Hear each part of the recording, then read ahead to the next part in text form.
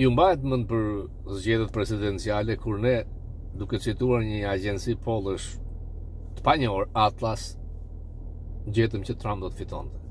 Kjo kompani ka nxjerr fitues tek republikanët Mark Rubion me 28 pikë më shumë se J.D. Vance. Pra ai që dikur nga Trump quhej Little Marco, tani kthyer në një Big Marco, sepse është eloquent, përfaqëson votuesit hispanik, të cilët do të ndihmonin shumë fitoren e një presidenti djathtë përsëri në Shtëpinë e Bardhë, dhe kanë qëndruar konsekuent ndaj presidentit Trump. J.D. Vance, një ushtar i Trump, ideolog, por duke qëndruar larg nga lufta në Iran, duke mos e mbështetur presidentin Trump, ka humbur besueshmërinë tek MAGA.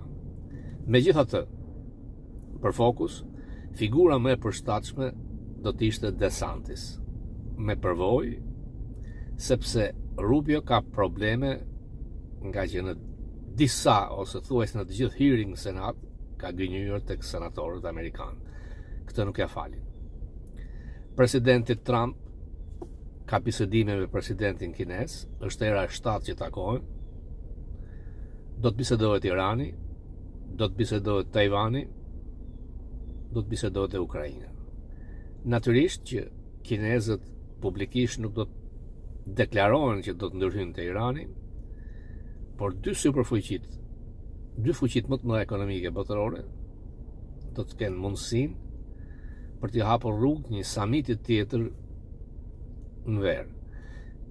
Bill O'Reilly është kontaktuar nga byroja politike kineze, ai ka folur me Trump, dhe nga të pak gjërat që ka thënë është që kinezët janë habitur të shpatut që ndërhyjt me Iranin në këtë mënyrë.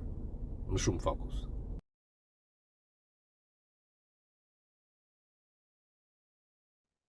So George Soros lives in New York City. He's a billionaire. He made his money trading currencies. As you may know, he was indicted on a felony in France. He fled. He has been accused of undermining the British currency.